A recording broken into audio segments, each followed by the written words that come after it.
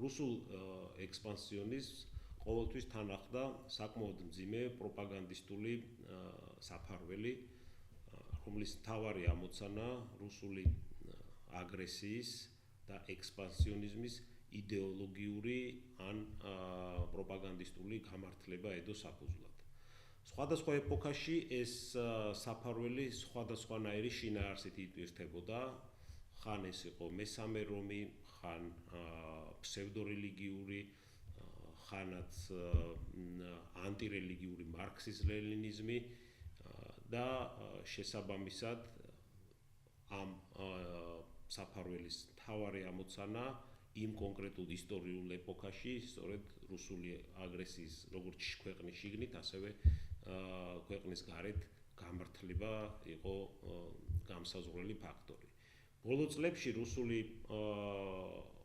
ექსპანსიონიზმის პროპაგანდისტულ საფუძვლად და ნარატივად გამოიყენება ტრადიციული ფასეულობების დაცვა და ამ ფასეულობების კონფლიქტი ცივილიზებულ დემოკრატიულ სამყაროსთან და ეს წარმოჩინდება როგორც ერთ-ერთი უმთავრესი მისია რუსული სახელმწიფოსი, რათა გაამართლოს როგორც ქვეყნის შიგნით არსებული მძიმე ეკონომიკური, სოციალური თუ პოლიტიკური პრობლემები, ასევე გაამართლოს საკუთარი სახელმწიფოს როლი და მისია საერთაშორისო სისტემაში. სინამდვილეში ეს ნარატივები სრულიად ყალბია და ერთადერთი მიზანი, რასაც ეს ემსახურება, არის სწორედ აი ამ რამოდენიმე ძირითადი მიმართულებით რუსული აგრესიული ქმედებების გამართლებისთვის სტრატეგიულ იარაღად გამოყენება.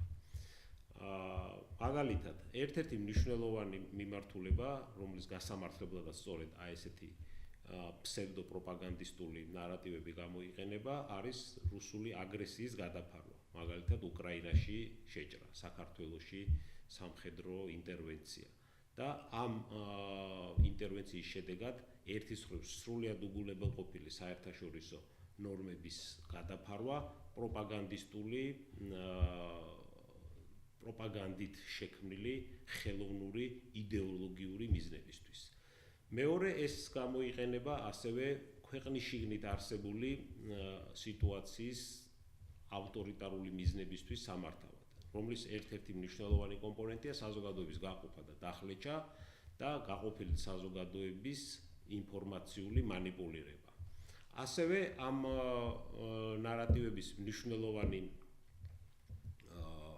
ამოცანა არის თავდევი პრობლემის, რუსული ავტორიტარული სისტემის თავდევი პრობლემის შიდა პოლიტიკური მარცხის, ეკონომიკური, მძიმე სოციალური პრობლემების გადაფარვა და ყურადღების გადატანა გამოგონილ საფრთხეებზე და ამ გამოგონილი საფრთხეების ეგიდით ხალხის დარაზმვა მასთან საბრძოლველად, როდესაც რეალური პრობლემები სახელმწიფოსი სხვაგან არის. მეოთხე მნიშვნელოვანი მიმართულება, სტრატეგიული მიმართულება ამ რუსული პროპაგანდის არის თავისუფლების და თანასწორობის იდეის ძირის გამოთხრა, რაც ყველა ავტორიტარიზმისთვის თამდევი იდეოლოგიური ხაზია და მისი ამოცანა არის ძირი გამოუთხაროს დემოკრატიულ ინსტიტუციებზე დაფუძნებულ მმართველობას და საფუძველშივე არ დაუშვას ასეთი ტიპის მოთხოვნის გაჩენა საზოგადოებაში. საკუთარ საფუძვლებში ეს პროპაგანდა კიდევ უფრო ღრმა პრობლემას წარმოაჩენს. თავისი აზრით ავტორიტარიზმს ზუსტ დემოკრატია და თავისუფლება.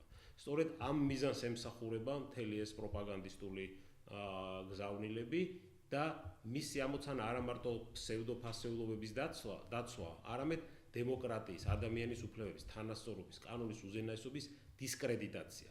იმიტომ რომ ეს ფასეულობები საფრთხეს უქმნის იმას, რაზეც დგას ავტორიტარიზმი, კლეპტოკრატიას.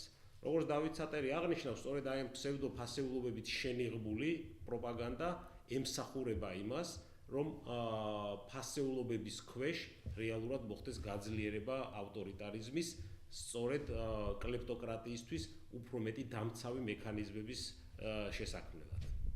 ამ ვიდეოში ჩვენ ვისაუბრებთ, თუ რაოდენ დიდი ფარსი და ყალბი არის რუსული ნარატივი, რომელიც თითქოს დაეფუძნება ფასეულობების შენარჩუნებას და ამის საფუძველზე დასავლური ცივილიზაციის დაკნინებას. ასევე ვისაუბრებთ იმაზე, რომ ეს რეალურად არის პირიქით, დასავლური ფასეულობები სწორედ თავსებადი არის ტრადიციულ ფასეულობებთან და ერთადერთი გზა ტრადიციული ფასეულობების დაცვის და გამტკიცების სწორედ არის მოდერნიზაცია და დასავლური ტიპის სახელმწიფოს წესებზე დაფუძნებული სახელმწიფოს მშენებლობა.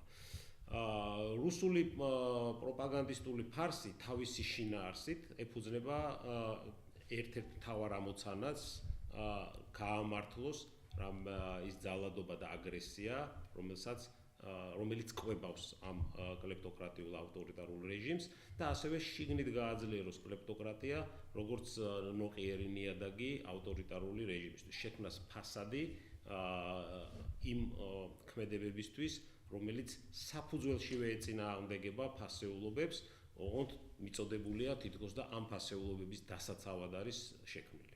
ზუსტად ამაზე საუბრობს ისტორიკოსი დევის ჰანსონი, როდესაც ამბობს, რომ ავტორიტარული სახელმწიფოები ხშირად იარაღად აქცევენ ტრადიციას, არა მის შესანარჩუნებლად, არამედ მისი დამახინჯების მიზნით, რათა ის გამოიყენონ კონტროლისა და აგრესიის იარაღად. ეს დამახინჯება აშკარად ჩანს, როდესაც ვაკვირდებით რუსეთის მხრიდან ისტორიული ფაქტების შერჩევითა და დამახინჯებით წარმოჩენისას.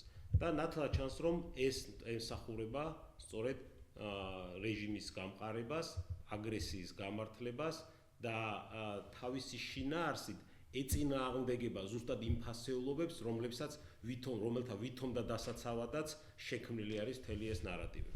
თუ გავაანალიზებთ რუსეთის სახელმწიფოს მდგომარეობას, ფაქტები საწინააღმდეგოს ამტკიცებს იმისა, რასაც პროპაგანდა ცდილობს დააჯეროს თავის ხალხს და ასევე გაავრცელოს რუსეთის სახელმწიფოს გარეთ. მაგალითად ის, რომ რუსეთი იცავს ოჯახურ ფასეულობებს. ფაქტები ადასტურებს, რომ რუსეთი გამოირჩევა ყველაზე მაღალი განქორწინების დონით, ყველაზე დაბალი შობადობით და ყველაზე მაღალი ოჯახური ძალადობით. ეს კიდევ ერთი მნიშვნელოვანი ფაქტია იმის ხაზგასასმელად, რომ პროპაგანდა სარკისებურად უკუღმა არ ეკლავს რეალობას ავტორიტარული რეჟიმების პირობებში. ან მაგალითად ავიღოთ მეორე პროპაგანდისტული ნარატივი, თითქოს რუსეთი არის მართლმადიდებლური ქრისტიანული ფასეულობების ბასტიონი. დღეს რუსული ეკლესია თავიდან ბოლომდე დამორჩილებული არის სახელმწიფოს, თავიდან ბოლომდე კონტროლდება რუსული სპეცსამსახურების მიერ და რეალურად ემსახურება რეჟიმს და არა ხალხის ინტერესებს. რუსული ავტორიტარული სახელმწიფოს სინქრონიზაცია რუსულ მართლმადიდებლურ ეკლესიასთან კარგად ჩანს იმ პროპაგანდისტულ გზავნილებში, რომელიც ემსახურება სწორედ რუსეთის აგრესიის გამართლებას. მაგალითად, რუსული მართლმადიდებლური ეკლესია ღიად და პირდაპირ უჭერდა მხარს აგრესიას 2008 წელს საქართველოს წინააღმდეგ, ასევე უკრაინის წინააღმდეგ და გარდა მხარდაჭერისა, ისინი მთელი მათი პროპაგანდისტული მანქანა გამოყენებული იყო ამ დაპირისპირების წასაგეზებლად საზოგადოებაში ძალადობისთვის ნოყიერი ნიადაგის შესაქმნელად. რუსული პროპაგანდის ერთ-ერთი მნიშვნელოვანი ხაზია იმის მტკიცება, თითქოს დასავლური ცივილიზაცია ეწინააღმდეგება მის კულტურასა და მორალს. რეალურად ეს პირიქით არის და ჩანს კიდევაც ერთადერთი საშუალება ტრადიციული ფასეულობების დაცვის არის სწორედ ინსტიტუციებზე დაფუძნებული დასავლური მმართველობის სისტემა. ხოლო ამ პროპაგანდის მთავარი ამოცანა რამოდენიმე მიზანს ემსახურება რუსეთის პირობებში. პირველი, წარმოაჩინოს დასავლეთი როგორც მტერი და აი ამ საერთო მტრის აღქმის ქვეშ მოახდინოს საზოგადოებრივი აზრის მობილიზება, გაამართლოს აგრესია და ასევე შექმნას საფუძველი შემდგომი აგრესიული ქმედებებისა, როგორც თავისი მეზობლების წინააღმდეგ, ასევე ქვეყნის შიგნით საკუთარი მოქალაქეების დამორჩილებისათვის. ამ რეალობის მხილება ერთ-ერთი მნიშვნელოვანი და ეფექტური იარაღი არის რუსეთის აგრესიის, ექსპანსიონიზმის შესაჩერებლად.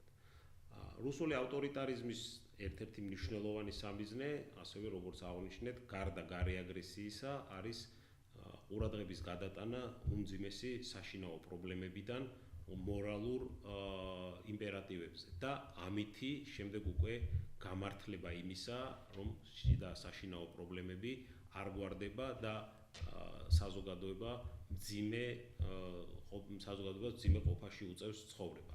Როგორც დავით ცეტერი აღნიშნავს, კრემლი საკუთარი კორუფციას მორალური რიტორიკის მიღმა მალავს, გარდაქმნის რა ღირებულებების კვამლს ფარდად, კლეპტოკრატიის დასაცავად. რუსეთის რეჟიმის შემთხვევაში ეს რიტორიკა კლეპტოკრატიული ავტორიტარული მმართველობის მთავარ ინსტრუმენტად გადაიქცა. განსაკუთრებით საინტერესო არის კრემლის პროპაგანდისტული გზავნილების ტაქტიკური განხორციელება. სწორედ ამაზე საუბრობს დევიდ სატერი, როდესაც აღნიშნავს, რომ მორალური და კულტურული ნარატივების ნიღბად გამოყენება არის ეფექტური საშუალება პროპაგანდისტვის, რათა გადაფაროს კორუფცია, ავტორიტარული მმართველობა და მძიმე სოციალური და ეკონომიკური მდგომარეობა. ეს манипуляციები განსაკუთრებით ვერაგულია, რადგანაც ის იყენებს მორალურ პრინციპებს არა როგორც საზოგადოების შემკვრელ ან გამაერთიანებელ ფუნდამენტს, არამედ იყენებს მას საზოგადოების კონტროლის და მასი საზოგადოებრივი აზრის манипуляციის იარაღად. შესაბამისად, მთავარი განსაზღვრელი ამ манипуляციებში სწორედ არის ის პროპაგანდისტული ნარატივები, რომელსაც, როგორც დევიდ სატერი აღნიშნავს, ავტორიტარული სისტემები იყენებენ და ამითი არღვევენ იმ ფასეულობით ჩარჩოებს, რომელზეც წესით საზოგადოება უნდა შენდებოდეს. და მისი მთავარი მიზანი, როგორც დასაწყისში აღვნიშნეთ, არის სწორედ ძალაუფლების შენარჩუნება, აგრესიის და ძალადობის გამართლება. ავტორიტარული სისტემები პროპაგანდისტულ ნარატივებს იყენებენ არა მხოლოდ ძალაუფლების შესანარჩუნებლად, არამედ იმისათვის, რომ მოარღვიონ საზოგადოების ნდობა უნივერსალური ფასეულობებისადმი, თავისუფლებებისადმი, ადამიანის უფლებებისადმი, ასევე გააჩუმონ თავიანთი ოპონენტები და შეზღუდონ ნებისმიერი ფორმით თავისუფალი აზრი, რაც ფუნდამენტშივე საფრთხე არის მათი მმართველობითი სისტემისთვის. ყველაფერი ეს ერთიანობაში გაცილებით უფრო სერიოზული პრობლემაა, ვიდრე ერთი შეხედვით ჩანს. იმიტომ რომ ის არა მარტო ეხმარება ავტორიტარიზმ ძალაუფლების შენარჩუნებაში, არამედ ასევე აძლიერებს მის ავტორიტარულ ხასიათს, აძლიერებს საზოგადოების პოლარიზაციას, კიდევ უფრო მაღალ რეგისტრში აყავს ძალადობა და განსხვავებული აზრის ჩახშობა და ამის შედეგად კიდევ უფრო ძლიერ საფუძველს ქმნის ავტორიტარული რეჟიმებისთვის ურთიერთ გაძლიერების კუთხით. ცნობილი ბრიტანელი ისტორიკოსი ნელ ფერგუსონი სიტყვებით, დასავლური ღირებულებების ძალა იმაში მდგომარეობს, რომ ისინი აერთიანებენ ტრადიციებს და მოდერნიზაციას. რუსეთი კი ტრადიციებს იყენებს როგორც ინსტრუმენტს, რომელიც სინამდვილეში მმართველობის მექანიზმია. სწორედ ეს არის მთავარი ამოცანა ავტორიტარული პროპაგანდის და რუსეთში ეს ძალიან კარგად ჩანს, როდესაც ყველანაირი მეთოდით ცდილობს ძალადობის და რეპრესიების გამართლებას და ამისთვის იყენებს სწორედ ტრადიციული ფასეულობების საფარველს და მის პერვერსიულ აღქმებს. რუსული პროპაგანდის ამ იარაღის ამოცნობა და მხილება მნიშვნელოვანი არის, რათა საზოგადოებამ დაინახოს და კარგად გაიგოს თუ როგორ ხდება პროპაგანდის გარდაქმნა პოლიტიკის იარაღად.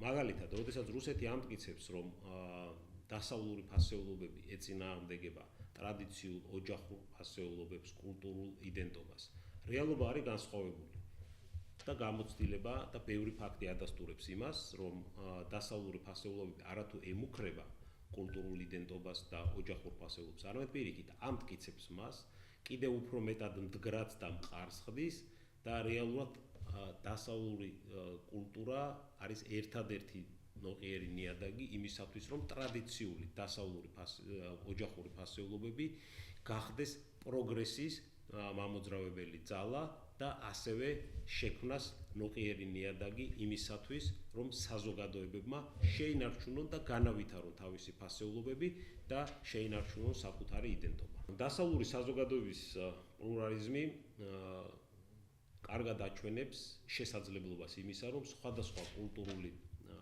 და ტრადიციული ფასეულობები თანაარსებობდნენ ერთ საზოგადოებაში. ნილ ფერგუსონი, რომელიც იცავს დასავლურ ფასეულობებს, აღნიშნავს, დასავლური ცივილიზაციის ძალა მისი ადაპტაციის უნარში მდგომარეობს. შეძლოს პროგრესის მიღება და ამავე დროს კულტურული და მორალური მემკვიდრეობის არსი შეინარჩუნოს. ეს ადაპტაციის უნარი სწორედ განსაზღვრავს დასავლური ცივილიზაციის, დასავლური საზოგადოების, დასავლურ ფასეულობებზე აგებული ურთიერთობის მდგრადობას და შესაბამისად მის დიდხნიან შენარჩუნებას. განვითარებას. დასავლური კულტურის და დასავლეთის კულტურულ წარმოჩენა რეალურად არის რუსული ავტორიტარული სისტემის შიშების პროექცია. რეალური გამოცდილება ანახებს, რომ დასავლურ საზოგადოებაში ოჯახური ფასეულობები და კულტურა ყველაზე მეტად არის დაცული, იმიტომ რომ ის ეფუძნება ადამიანის ღირსებებს და თავისუფლებებს და შესაბამისად კარგად ერწყმის საზოგადოების განვითარების პროცესს. რუსულ ავტორიტარიზმში კი ეს ყველაფერი საფრთხეს წარმოადგენს, იმიტომ რომ ეს ფასეულობები გამოიყენება სწორედ მანიპულაციის და პროპაგანდის იარაღად. ეს დემოკრატიული პრინციპები მკვეთრად ეწინააღმდეგება ავტორიტარული მმართველობის მოდელს, სადაც სწორედ კულტურა და კულტურული ფასეულობები გამოიყენება მანიპულაციის იარაღად და საზოგადოებაზე ძალადობის იარაღად. სინამდვილეში კულტურა, ტრადიციები, ოჯახური ფასეულობები კარგად ერწყმის ერთმანეთს დასავლურ ფასეულობებთან ერთად და განსაზღვრავს არა მარტო მათ შენარჩუნებას, არამედ მათ შემდგომ განვითარებას და ჯანსაღი საზოგადოების აშენებას. ავტორიტარული რეჟიმებისთვის კი ეს წარმოადგენს საფრთხეს იმ საფუძვლებისა, რაზეც მთლიანად მათი ძალაუფლება დგას. კერძოდ, კულტურული და ტრადიციული ფასეულობების იარაღიზაცია და მისი გამოყენება პოლიტიკური მანიპულაციის საშუალებად. რუსეთის რეჟიმის მტკიცება, რომ ის იცავს ტრადიციულ ღირებულებებს, ყალბია. ის ეფუძნება ავტორიტარიზმს, კორუფციას და ძალადობას. შესაბამისად, ამ ფარსის მხილება არის მნიშვნელოვანი რუსეთის გავლენის შესამცირებლად. ასევე მნიშვნელოვანია იმისათვის, რომ ტრადიციული ფასეულობები არ იყოს გამოყენებული პროპაგანდის იარაღად. დღეს ჩვენ წარმოვაჩინეთ, რომ კრემლის პრეტენზია, რომ ის იცავს ტრადიციულ ფასეულობებს და ღირებულებებს, არის კარგად დაგეგმილი ფარსი, რომლის ამოცანა არის გადაფაროს ძალადობა, კორუფცია, კლეპტოკრატია და ამისათვის გამოიყენოს ის პროპაგანდისტული მეთოდები და ნარატივები, რომელიც ემსახურება საზოგადოებრივი აზრის მანიპულაციას და მათ მიერ ჩადენილი ქმედებების, აგრესიის, მკვლელობების, ძალადობის გამართლებას. რეალურად დასავლურმა ცივილიზაციამ და დასავლურმა საზოგადოებამ დაამტკიცა საპირისპირო ფასეულობები, ტრადიციული ფასეულობები, რელიგიური და კულტურული იდენტობა რადგანაც განსხვავებული არ უნდა იყოს ერთ საზოგადოებაში თავსებადია, თუ ეს ეფუძნება პიროვნულ ღირსებას და სამართლებრივ სახელმწიფოს. ამ ნარატივების წინააღმდეგ ბრძოლა არ არის მხოლოდ რუსეთის პროპაგანდის გაშიშვლება.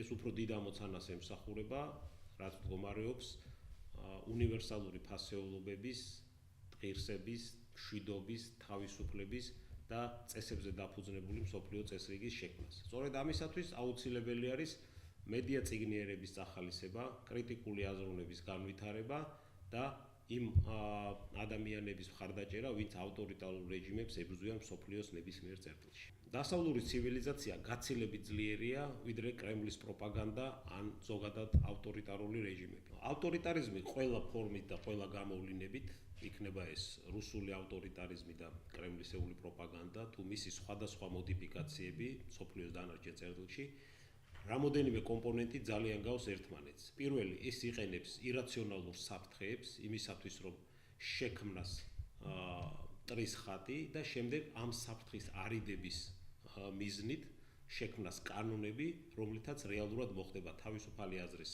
ჩახშობა, ამ ირაციონალურ საფრთხეების ვითომ განეიტრალება, სინამდვილეში კი საზოგადოებისთვის ღირსების აყრა და მისი საბოლოოდ დამორჩილება. ამის კარგი მაგალითი არის მაგალითად გლობალური ომის პარტიის იდეის შემოგდება ან LGBT შემოსევა და შემდეგ უკვე ამის გასანეიტრალებლად კანონების მიღება, რასაც არაფერი არ აქვს კანონის უზენაესობასთან და რეალურად ეს ემსახურება ასევე წარსულის ფასეულობების თავიდან გადაწერას და მის არასწორ აღქმების შექმნას.